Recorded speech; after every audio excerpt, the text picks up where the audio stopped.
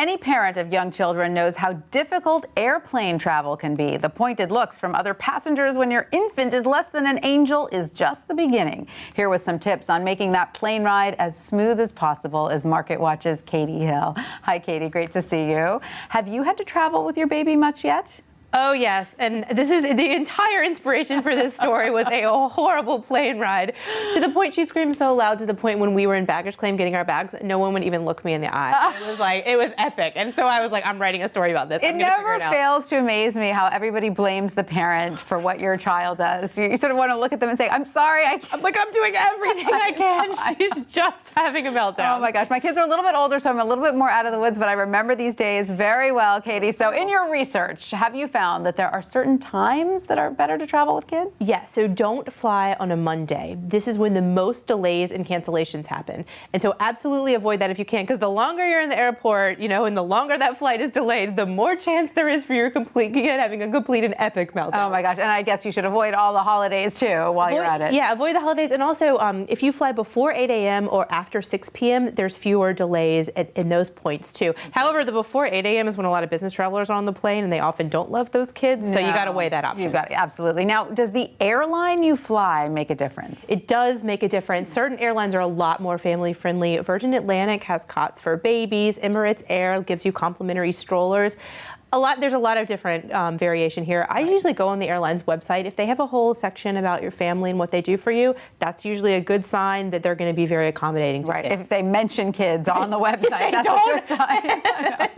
Now, what about the seats that you pick? Does that matter at all? Yeah, if you can book early and get the bulkhead seats, because there's room for your kids to kind of crawl and move around there, because you can't block the aisle, everyone will freak out. So that is a really good option. You often can't get those, but if you can, that's a way to go. If you book early enough. Yeah, you can ahead. Now, any tips about getting through security quickly? Because that can be a real pain. TSA pre-check is the way to go. If you and your spouse or whoever, just you have it, kids under 12 can go through for free. So while you'll pay $85 for TSA pre-check, your kids under 12 can go through for free, and that just gets you through a lot faster. So good. Now, you do have a checklist of things that you should not leave home without.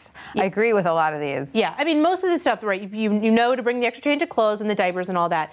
The one thing that people forget that they should bring: motion sickness medicine for the kids. Sorry, this is gross, but a barf bag, Febreze, and paper towels. Because most parents I know have had their kids get a little bit sick on an airplane when there's turbulence.